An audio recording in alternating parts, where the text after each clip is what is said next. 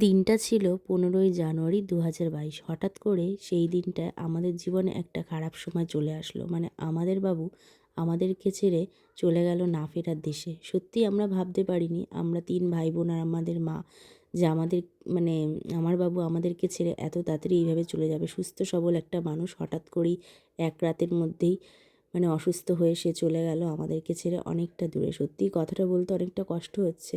কিন্তু যদি সত্যিই আমরা পারতাম যে মানুষ যেখানে চলে যায় সেখান থেকে ফিরিয়ে আনতে, সত্যিই হয়তো আমাদের বাবুকে আমরা আনতে পারতাম। কিন্তু কিছু করার নেই, আমরা সেটা চাইলেও পারবো না।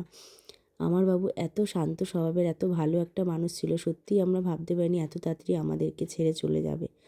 তাই জন্য দেখো আজকে বাবার কাজ, মানে বাবার আমাদের 4 বছরের দিবসী কাজ, তাই কিন্তু সকাল সকাল স্নান দান করে বাবুকে একটু মালা মিষ্টি মানে ফল দিয়ে দিলাম। যেহেতু আমার বাবা ছোটোর থেকেই মিষ্টির দোকানে কাজ করে এসছে, মানে নিজস্ব মিষ্টির দোকান ছিল, তাই সে মিষ্টি খেতে কিন্তু ভালোবাসত না। তাই তার পছন্দের চা বিস্কুট আর একটু ফল দিয়ে দিলাম পছন্দের।